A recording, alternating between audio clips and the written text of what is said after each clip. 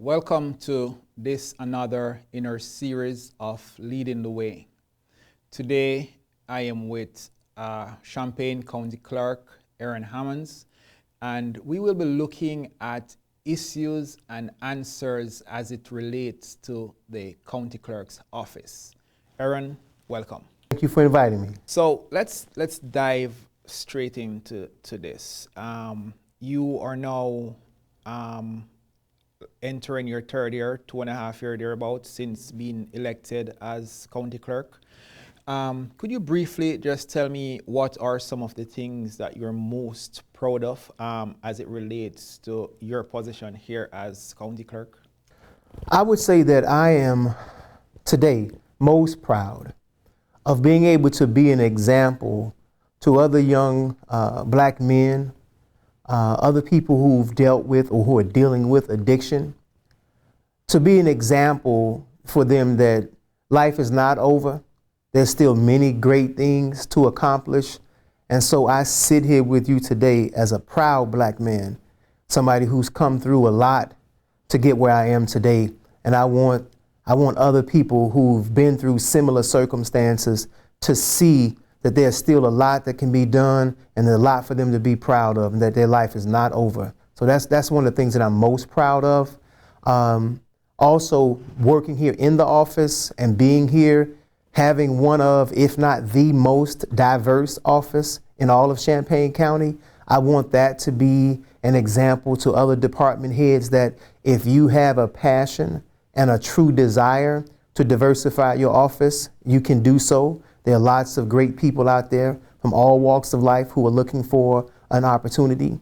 But I'm also very proud of some of the work that we've done to run five fair, free, and accessible elections in 2.5 years. Right. With so many people who had left the office, so little internal and institutional knowledge for us to pull that off, and in the midst of it all, to oversee the largest voter turnout in the history of Champaign County, continue to make voting accessible, safe, and secure during a global pandemic. Those are some of the things I'm most proud of. Talk to me about that point in terms of that transition when you took over. There was not much people left to help with that transition in terms of teaching. So you basically have to learn everything from scratch and stuff. Tell me how difficult was that transition? You know, I didn't know how difficult it was at first until getting in the office and seeing the breadth and the magnitude of the tax cycle, or how much intricate detail goes into running an election. I was very blessed that the Vitals Division, 4 of the people stayed, all who had a tremendous amount of experience in the Vitals Division. And so I didn't have to worry about that. And even today, the only 2 people left from the previous administrations, and I would want to add for all the listeners and viewers that I did not terminate anyone from the previous administrations. They all left on their own accord at some point or another. Many of them never served a day under me, right? But those individuals who stayed, they were a glue for the Vitals Division, so I didn't have to worry about that. But it was extremely tough in the tax cycle, in the tax division during the tax cycle, because the individuals who had been doing it for the last 17 years, a combined 20 years of experience, one of them with the most experience, the 17-year veteran, never served a day under my leadership. And so I had a person who had about 3 years of experience, and then he left about maybe a month or so into my tenure here. So we had to bring completely new people into the tax cycle. That would have been disastrous for the people of Champaign County if it were not for a man who I'm happy to call a friend today, Mr. Andy Rhodes. Andy used to be the lead tax extension specialist in the tax office, in the clerk's office, before he went over to be the head of IT for the county. When he saw what was taking place and he saw the intentional move to make things difficult for me was going to actually hurt the taxpayers, as a Republican, he came and stood and said, I'm going to help you and the members that you have in the tax cycle to get us through this process this year. And so he was able to train AJ and Jenna to go through the cycle and for him to walk through the cycle with us. And that basically saved the taxpayers of Champaign County. But it was, I like to add that it was the relationship that I built with him. Because at first he was a little contentious, he didn't know what to expect. And when I assured him that I wasn't here for that, I wanted to make sure that I could build relationships between my IT person and the county IT, because there was a lot of tension there. And just some interactions he and I had. Turns out he lived behind me for years, and we never had even spoken to one another, never spent much time together at all. But he said, no, we're going to get through this together. And he was able to spend time in my office training the other folks. I had to pay for his time, right. But he came in and helped us get through that. So that was a very challenging time. And there was some hiccups there because there was a new software being implemented at the exact same time that I had nothing to do with, but I had to use the new software. And the road commissioners were very, very upset. They came in all upset, heated and yelling and stuff at us, thinking that we were changing something because I was the new clerk. So we had to have a meeting with them, our tax staff, myself and Andy, to explain the new process to them. And they've been fine since then. So we had a few little hiccups that we had to deal with there. And the first election that I ran in 2019, one person stayed in the elections division to continue that process, Rena, and she was the veteran there. And she worked herself sick trying to make sure that we had a smooth election. So she stayed in place. Now, if it wasn't for that, I don't know where we would have been in that situation, because there were no manuals left for us to follow. Many of the guidelines, the specific details that we need to do to run an election, they were not shared with me. There was no transition between the previous clerk and myself. We did not sit down for hours and him talk me through and walk me through things. That never happened. So it was very difficult. So I'm forever grateful, and I think the people of Champaign County should be grateful to the individuals who stayed, Rena when she stayed, and then Andy for helping out. Since then, Rena has moved on to do some other things, so we had to start with a brand new team for the last 4 elections that we've run. What are some of the main issues you could tap into now that at this present time you still faces as an office? So one of the things that we experienced when I got here was a lot of proprietary information and processes. For instance, one of the previous clerks had built a website that no one here could run, because the individuals who knew how to run the website behind the scenes had decided to leave as well. So we didn't have anyone who could actually run the website, so I had to get a new website. So one of the things that we're doing right now with our Vitals division, marriage licenses has been a hiccup, statements of economic interest. We're still working on a couple of those things to get them in place and embedded into the new website so that we can make sure that people can access it virtually and online and not have to come in to the office to do some of these things. So right now, those are the 2 things that I'm focusing on at this point. Now that we're out of the tax cycle and the election is behind us, we've got a little bit of a breathing room. That's the biggest thing for us right now. You spoke about elections earlier and some of the initial challenges. Let's look at the election equipment. The equipment that you use now, would you say you have any issue whatsoever with these equipment? No, when I first came in, we were using equipment that was no longer manufactured. So, I mean, people should really let that sink in. The equipment that I inherited, there was like what we called they were cannibalizing them. They would create it basically, if this machine broke, they would put it over in a graveyard, so to speak, and try to cannibalize parts off of it to fix the new machine, but there was not possible to buy those machines anymore. That's what I inherited. I inherited a software that ran on Windows XP. not Windows 1, 2, 3, 4, 5, 6, 7, 8, or 9, Windows XP. So I had to advocate to the county board early on for a large sum of money to purchase the equipment that is up to date, and to get the software that we need to set up the elections appropriately and things like that. So that was successful to do that, to buy what's called the DS200 now, which is the darling of the industry. Our vendor is one of the biggest vendors in the country, ES&S. So we were able to get that taken care of, and then the following year I had an agreement for 2021 this year to get the ADA accessible machines for people with disabilities. So we were able to purchase some of those machines. It's called the Express Vote machine. It is an amazing machine in comparison, especially to what we had before. The other machines were so old and so outdated and so broken down that election judges would refuse to use them. They would hang coats on them and turn them opposite directions. We are not using that machine. That's how bad it was. So once I advocated for the money, we also got a lot of grant money.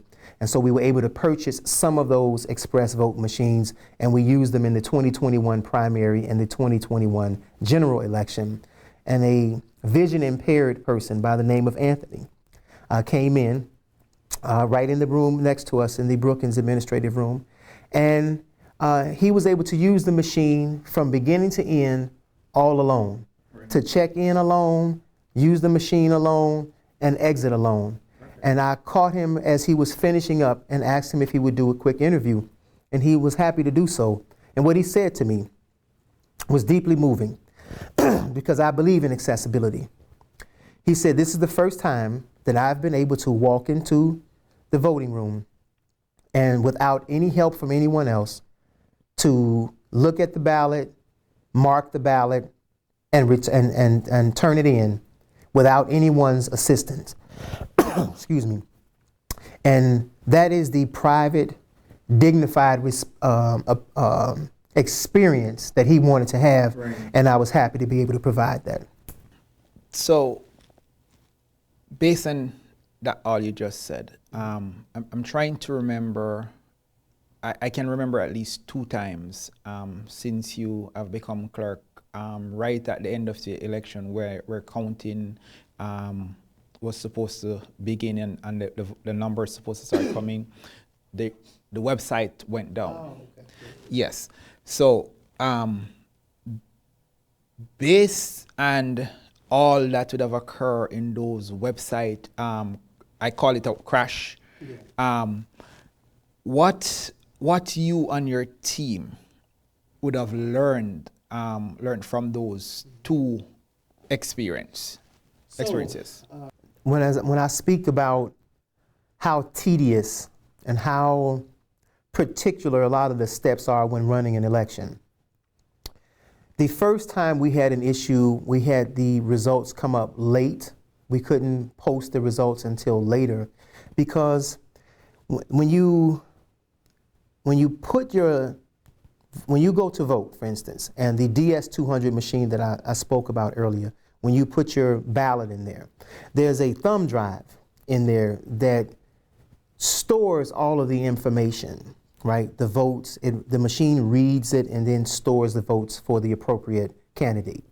So what we learned on that night, I think it was the primary night, or it's either the primary night or the presidential or the general night, where when we were putting loading the sticks up, we kept getting an error message, and so we had to go back and call the vendor and look at the process by which, the order in which we were putting the sticks in, and so it took us a while to figure that out. But once we figured it out, because we were not told that before, that was an issue, or how we had to do that. So once we figured that out, then we were able to get the election loaded up and everything. And so it was a frustrating night for us as well, because we couldn't figure out why this was happening. But sometimes it's just a very simple thing that in this way, it was just the order in which that you put the thumb drives in, that it was a security measure to make sure that things were done correctly. And we had to work through that and figure it out. I was happy that Mr. and Mrs., well, I don't want to say their names, so we had 2 Republican judges who were there the entire night with us, working with me. The wife was working with me. The husband was working with our IT team in the other room, and they sat there with us until we had got this thing figured out. So I always felt comfortable being able to explain to the public, or if any one of the parties or something felt like something was awry, that I could always bring this couple in who sat there the entire time, and they knew exactly what we were doing until we finished. So that was one situation. And then the second one was a website crash. Now, I still have entities looking into this at this particular point, and it has become public now who that entity was, the STIC agency, who was looking into it. Because I thought it was rather strange that after over a year of this website never having any issues with crashing or anything like that, that it would crash on election night shortly after election results were due. So the truth is, in my heart of hearts, I feel like there was some sort of attack now that the teams have had a chance to look at it, and they've seen where we've read the logs, and we see that there was a lot of traffic, maybe from one particular IP address or from several IP addresses, but their attempts or their views of the website is 50, 60 times in a very short period of time. So in the tech world, this may be considered something called a DDoS attack. I don't know much about that. So I only could rely on our IT people to try to help us out with that at that time, and the web developer to help us out at that time. So they were able to spin off a new website. Basically, I'm using tech language that I don't know if I fully understand, right, or if your viewers would understand it, but they were able basically to spin the website back up around 12:30 that morning, and then we were able to get the results loaded the next morning. One of the things that I think is really important for everyone to understand is that our website has nothing to do with people actually voting. All of the information that we share on the website is public information. So there's nothing that's going to be garnered by an attack or by a hack from our website that's not already public information. Right. So voting does not take place online. The counting does not take place online. All of that is offline. So when we take that thumb drive I was telling you about earlier, we put it into a computer such as this one that's sitting here. We get the information, we pull up the information, make sure that it's all accurate the way it's supposed to be. Then we take another thumb drive, put that information on a brand new thumb drive into a computer that is online, and then we load it up to the website. And that thumb drive that we use to put on the website is never put back into our offline equipment. So we never have to worry about viruses getting into our system to disrupt the actual counting of the ballots. So there's nothing that any voter has to worry about votes being moved, any sort of votes being moved around, or someone voting for you and I got the count. There's nothing like that took place. The website crash is just simply the information that is on the website that we put there. No one's information was hacked or anything like that. Okay. Is there anything being done now to prevent something like that from recurring again? Prior to that night, the folks that I had spoke to around me from a tech perspective said that there was really nothing that you could do to prevent if indeed it was a DDoS attack. I think it was. That has not been proven. But if indeed it was, it's very little that you could do about that, is what I was told at that point. Since then, I've talked to some folks at Amazon and other places, and some of the larger entities that have websites that they can't afford to have a crash. They are telling me now that there's possibly some things that you could pay for that could prevent that, but they are very costly. And I'm not sure that the county could afford something like that. So we're looking into it to see if there's a possibility based upon our new partnerships, new vendors. And if we can do that, then certainly I want to do that. But at this point, it's still premature for me to make that decision. Okay. And another follow-up question to that. So for the voter out there who doesn't understand all of what goes into these IT stuff and based on what you just explained, they're just layman. How can that voter be confident that their vote is being counted properly? Yeah. I used to get offended by that question, right? I did, because I thought it was like an indictment of me, because I want people to look at my history, my passion for voting, my history as a black man. There's no way that I'm going to approve of something that's going to make a voter's experience a negative experience, or to jeopardize their ability to cast their ballot. I'm just never going to do that. And I was hoping that people could just know me and know that I'm not going to do that. But it's bigger than that. We have lots of issues. We had a previous president questioning the elections and people having questions about voter suppression. So one of the things that I try to do is try to make the process as open as possible for people. We've had the media, candidates, civic organizations. We've brought people behind the scenes to see what happens, to see a process, a voting process from A to Z, so that they can, for themselves, take a look at and see that there's nothing nefarious happening here, and this is the counting process. There's a certain amount of trust that we all have to have in people who are in professional positions, right?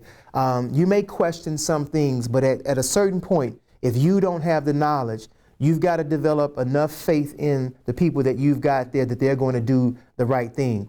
So the things that we've done is to bring in making sure that the Democrat and Republican judge are right there. I have lots of several Republican judges, the two people that I spoke of earlier, who, I mean, they are part of our team here.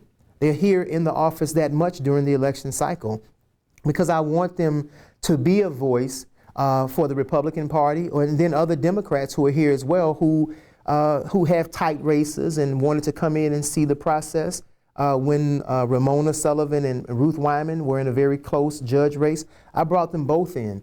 You all have priority over other candidates at this particular point because they are not in a contested race, or there's no question about the closeness of their race. I want you all to see us do the vote by mail process, when we pick them up, how we open them, how we initial them, how we cast the ballot. If we have to remake a ballot, how do we do that? I want people to see that. So I have no problem with that from a transparent standpoint. Would you consider like having an open house where you could just have it like a day where you invite the public in and said, hey, come on in and just take them, show them the process. This is what happened when you vote. Then it goes to this process. Go straight to the point of that counting. Yeah. So persons who are interested can come in and see how the process works, yeah, to have a better understanding of that. So I'm wide open to that. We've thought about a couple of different approaches. It's hard to recreate an election when there's not an election. Right. So the intensity, the amount of things that you have to do to try to recreate all of that is a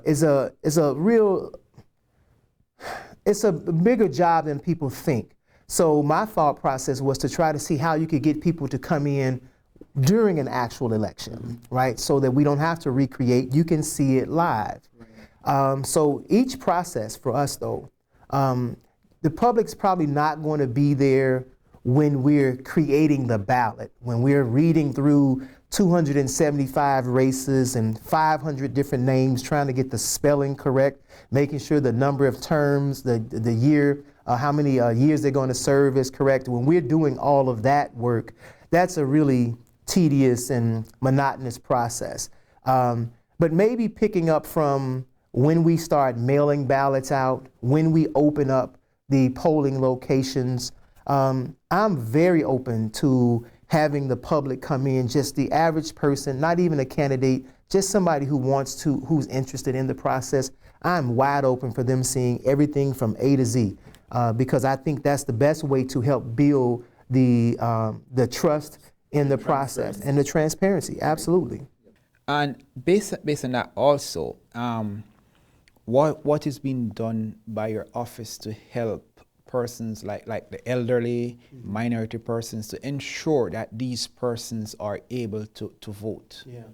Wow, so there's so much that we've done. One of the things that I'm extremely happy about that we've done is that, so when I first came in, vote by mail was like 3% of the turnout or of the population would vote by mail.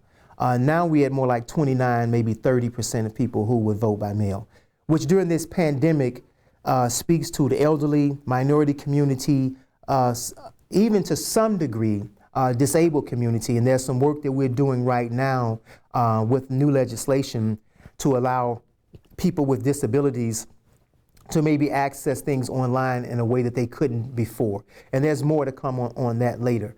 But especially in particular for our elderly community, we know that they love to vote, right? And many of them are now voting by mail, and that's cross-party demographics. It does not matter whether it's Tolono, Muhammad, or the North End, or someplace else in Champaign County where the elderly are voting. They like to vote by mail. And so that's safe and secure for them. We do a lot of work with the Clark Lindsay and various senior facilities so that they have access to vote by mail and don't have to leave their facility or jeopardize themselves maybe by contracting the COVID or something like that. In the minority community, we are doing everything we can from an educational standpoint about the importance and the power of the vote, but also early voting access. So increasing early voting access. We went from 10 locations to 12 under my leadership. So we've got one at Parkland College and another one on campus, doing all the educating that we can about where to go to vote early and to vote by mail. Those are some of the things that we're doing. I've had several civic groups come in with young people and some with a little older people before COVID hit to do tours of the office and to talk to them about the importance of voting, and tying it back to your taxes. Right. You know, it's very important for people to understand that the purpose of your taxes is your vote is to see where your money is going. You pay all these taxes, and then the elected officials get to sort of determine where those resources go. Well, you should be determining who those elected officials are because you're determining where your dollars are being spent. Right? So those are some of the things that we've been doing to talk to them about the importance of voting. So you spoke early about the investigation into the crash of the site being public knowledge now in terms of who is doing that investigation. At this point, is there anything that you can share with us in terms of that investigation, where it is? Not at this point. The last time I spoke with the representative for the organization was probably about 2 weeks ago. She sent me an email saying that they had looked at the initial information and what they thought from the initial information, but they wanted to dig a little bit deeper. So it was sent off to another part of another group within that entity to take a deeper dive into it, because this is a very important issue for us. Whether it's a website crash or an attempt at the State Board of Elections, the online or the virtual sort of attacks to try to disrupt our election process is not necessarily to garner information or to change an election. It's to just sow a seed of discord and distrust in the process. That's all it needs to accomplish, is to take two individuals who were once in agreement and to make us argue now. That's ultimately what the objective is. So it's not necessarily about stealing information or changing the outcome of an election. It's just to make you say, I don't trust this process anymore. And if that happens in a democracy where the people have to trust in that process and trust in the elected officials, if that happens, then your whole entire country is in trouble. Yeah. And again, the public depends on the media for information from elections. The media depends on something like your website. Mm-hmm. So if that information is not forthcoming, automatically people are going to start question what is happening. Exactly. And then when something happen once, as my grandma would say, that's okay. But when it start happen two and three times, I mean, the questions are going to get louder. Absolutely. So you can't really so much question the decision of the persons who are asking the question. Right. But it's for you to say to them, this is what is what is happening and what has been done to fix that. You know, part of my frustration, I think, with that process in trying to share information with the media is that I also feel it's the responsibility from the media standpoint, and from what the way you broke that down, is that we can't look to sensationalize something to make a bigger story out of it so that my station gets more ratings, right? Or my story gets more hits, so that now people watch my channel instead of the other channel. If media becomes a competition and people want to see violence and discord, and now the media starts to only focus on that, then the media is then now serving the very purpose of the entities that we were talking about who want to sow the discord. So if the media is coming to me to say, hey, Aaron, what happened? And I say, okay, listen, here's the bulk of what's going on. Now, I'm still looking into some parts of this, and I don't want you to be an alarmist and scare the voters, because that just feeds into the very distrust that we were just talking about. Let me do my job, let me look into it further, and then I can get back to you on where we are and where the information is. But the thing that's important is that for the voter to know that nobody's vote was changed, everybody's vote was counted. These are the results of the election. So there may be a pause, there may be a delay in getting those up, but please be patient with the clerk and they will put the information up. There is a problem with the website, for instance, or something like that, but it's being looked into. Give them a moment. So those are the types of things that I hope to see happen. I don't think that any elected official should hide any information from the public. I'm an elected official. I was put here to do a particular job and to be transparent in that, and I believe that I should do that. I'm also given some autonomy to run the office in the way that is best fit for the public.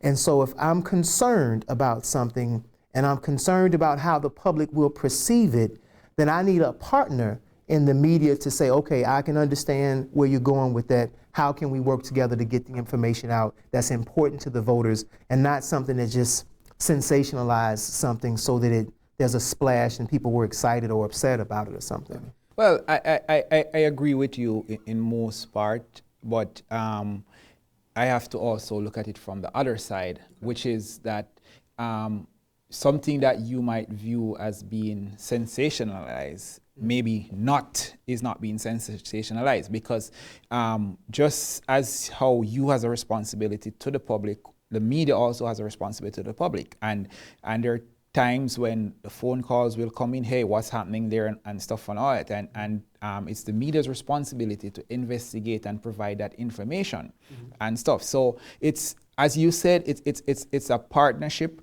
but it's about also striking that balance and report what is necessary for the public to hear and stuff. Absolutely. So, yep. Absolutely. All right. In the last election, it was voted to scrap the deeds from being a separate entity. The recorder's office from being a separate entity. So that office now is being transitioned into the clerk's office. Could you tell me how that is going now in terms of those responsibilities being transitioned over? So it's already started. We've already begun this process. Excuse me. Mike Ingram, who is the current recorder, ran his election that he would be the last recorder. Not quite 100% correct, because I'll be the clerk and recorder starting January 1st of 2022. But the point was understood that we wouldn't have that particular position any further. And so the voters voted to remove the office, and we began that process of transitioning immediately. We've already spent quite a bit of time there. I was actually at lunch today with the chief deputy to have a conversation with her about, more in depth about how things work in the office, what they can expect from me, things like that. But we've looked at several things already that I'm already looking at a bill that's being proposed in the legislature that I'm very much opposed to, and many other recorders across Illinois are opposed to. So the way that it generates money for the office I think is backwards. So I'm looking into that. But the process of transitioning the office, I don't see that it's going to be a major hiccup from what I understand. And remember, we spoke earlier about the institutional knowledge. My conversation with all the people over there so far who've been there for many years is that they intend to stay for at least the next 2 or 3 years. If they're not, if maybe some of them may be retiring soon or planning to retire. But for the most part, everyone's going to stay in place. So the people who are doing the work on a day-to-day basis will still be there. So I don't see any major hiccups at all in the transition from the merger with the clerk and recorder's office. How much will that office coming over to be a part of the clerk's office? How much will it Save maybe the taxpayers? Well, not only save taxpayers, but I'm thinking about your workload. Mm-hmm. How much more workload will it generate for you? Yeah. Overseeing now 2 areas instead of just one. It's a good question, and I'm still learning a little bit more about what that is on a day-to-day basis, because Mike is still in the office currently, so I don't spend as much time as I will spend over there in the future, and so I'm not 100% clear on what that's going to be honest with you. But for me, with the way I see the role as a department head, is that I'll be able to do the facets of the office if I needed to be in the space to assist the staff in doing so. But I see my role more as a policy standpoint, as a policy maker, and what the processes and procedures are in the office to make sure that it runs efficiently and it doesn't waste taxpayer money. So that's how I see my role. So for instance, I spend a lot of time as the clerk dealing with various different bills that are coming through the legislature. But I'm already doing that now. I've already picked that up as some work that needs to be done in the recorder's office that I know that I can use my influence and my political capital to help bring about a more efficient process or to generate more revenue for the recorder's office. So I see my role more in that facet than me being necessarily on the floor every day doing the day-to-day work. So it's going to vary for me. I'm still figuring out exactly what that's going to be. But I think the other part of this, very important for the taxpayers, is how much money this saves us. So I certainly think that I'm not going to shy away from, I do believe that if I'm picking up the workload, that my salary should reflect the workload that I'm picking up. So I see a percentage of the savings being a part of my salary. I think that the director, who's going to really be doing a lot of the work and overseeing the process day to day, there should be an increase there. This is a woman who's been here at the county for 17 years and really is woefully underpaid for the work that she's done for this county for so long. So I see some of the money, that salary that was being saved, being put into those 2 spaces, whether it's my salary and to the chief deputy over there in the recorder's office. But the bulk of the savings, probably some $40,000 or $50,000 a year, will go back into now the general fund for the county. Plus, you have to think about all of the health benefits that came along with the recorder's position, the pension payments that came along with that will no longer be on the books for Champaign County forever, though that is being moved off. So that savings is a perpetual savings.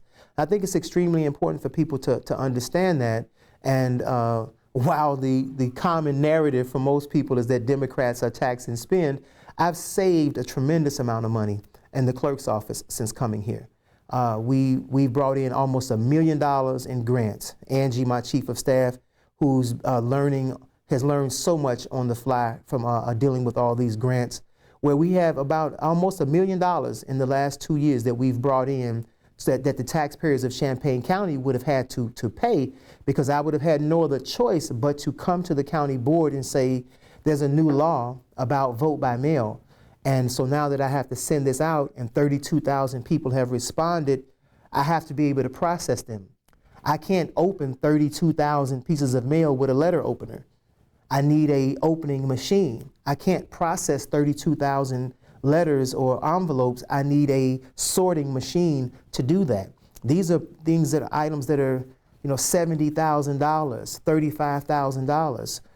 I would have had to come to the county board to get that money, but because we were able to requisition these grant dollars, federal and state, we did not have to do that, and it helped the county during a very tight time.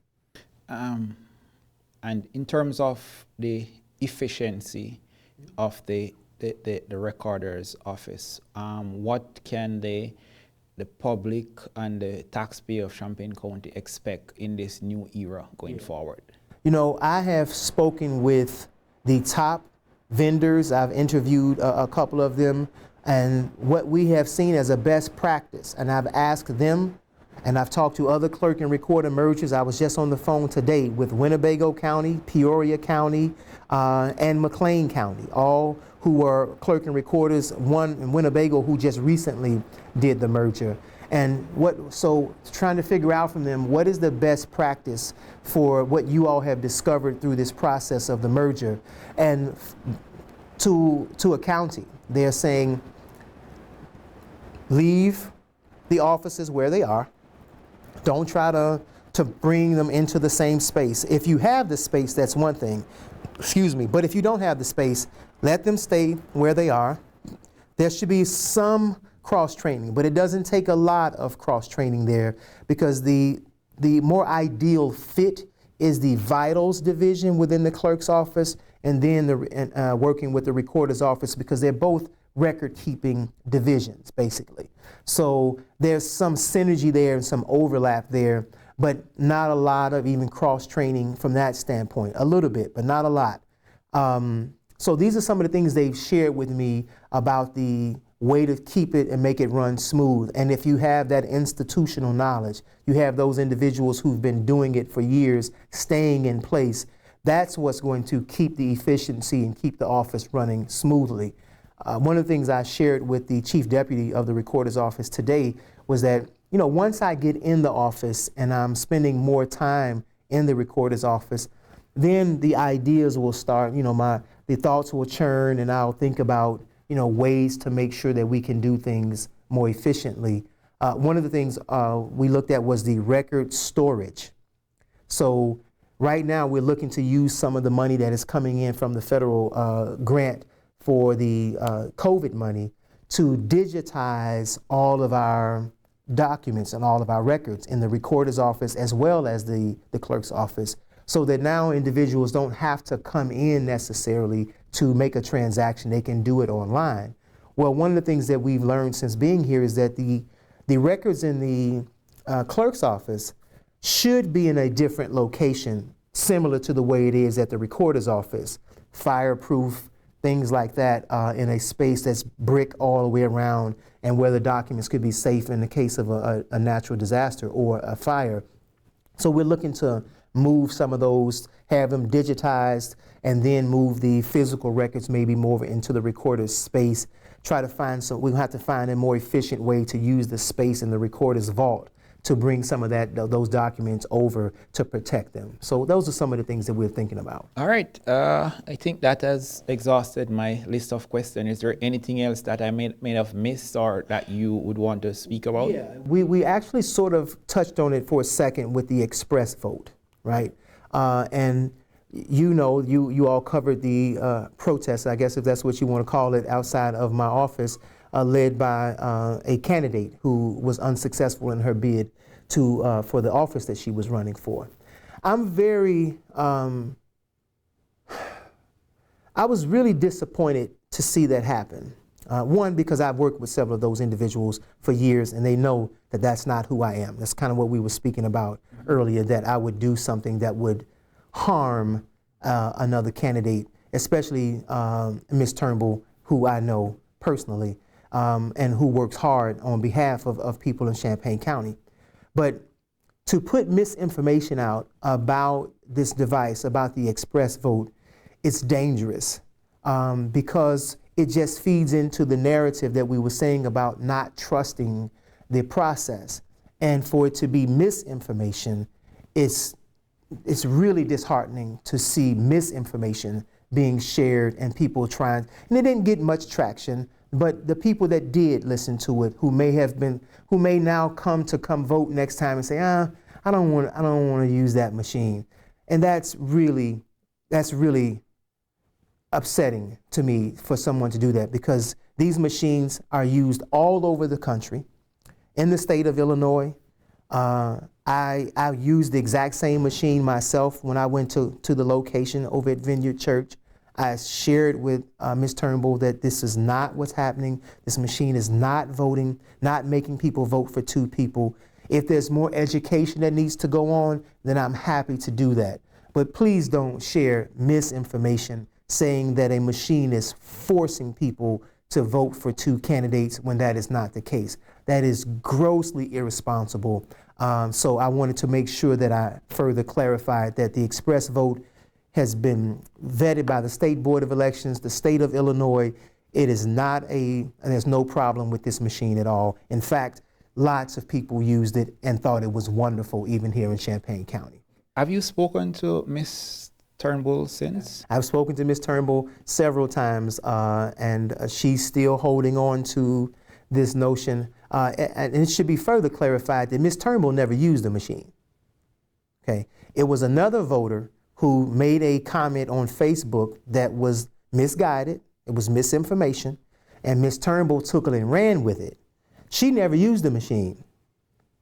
Okay, so when you think about that, the person who's raising this particular concern never even used the machine. That should be telling in and of itself. But I hope that we will be able to move on from this. I have worked with Ms. Turnbull over the years. She does work her tail off to try to get people to come out and vote, picks them up and brings them to the polling location, registers voters and everything. But there's a certain point when, you just can't spread misinformation. That's unhealthy, and we just should not do that. Well, to be fair to her, I would have to hear her side also, and just to see where she is now in terms of her thoughts and this forum or this station is open to her anytime she wishes, if she wants to talk about that. I hoped that we would be able to clarify is that when they did the protest, I invited them to come inside the office to use. I set up several machines. If you can pick an express vote, choose the one that you want me to use. We will load it up and allow you to use it, and you will see for yourself. This language of vote for up to 2 or up to 3 or however many choices that you have, or vote for not more than, this is language that comes to us from the State Board of Elections since the early 70s. This is not language that I put on the machine. I don't have any control over that, okay? So that's just how it's structured. Even on a paper ballot, if the voter has an option to choose more than one candidate, it will say vote for up to 2 or up to 3 or not more than 3 or something like that along those lines.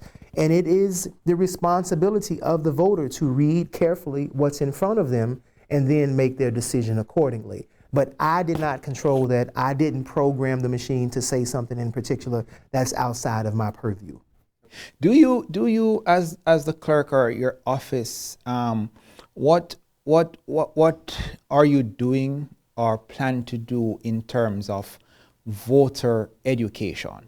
So, of course, COVID really changed that, because if anyone was following my work immediately after coming into this position, 2019 we were everywhere. Every fair, every festival, every parade, every event in Douglas Park, Jetty Roads Day, anywhere we could be. The staff was like, Aaron, we only registered 3 people. I was like, I don't care. We're going to be present at these spaces to educate voters, to register voters. So now it's more online. We have an actual open house on May 26th coming up. We're doing an open house. Myself, my chief of staff, and the director of operations, we're going to be there talking about the 3 different divisions of the office and the recorder's office, what we're getting ready to do. So we're trying to do more virtual pieces around the education because we don't have the opportunity at this point to do the in-person education that I would like to see happen. But I want to do as much of that as I possibly can. I'd like to get back to mock elections where we had to sort of get away from those things because we just didn't have the capacity to do it at that time. But I'd like to get back to that as soon as possible. All right, Aaron, it was a pleasure talking to you, bro. Lots of information and stuff, but I hope for you, the viewers, this will be both educating and informational to you. And we take this as our responsibility to bring this information to you so you can be the judge of what is happening with your tax dollars that you pay and to see what your elected official are doing for you. So until then, see you next time here on Leading the Way.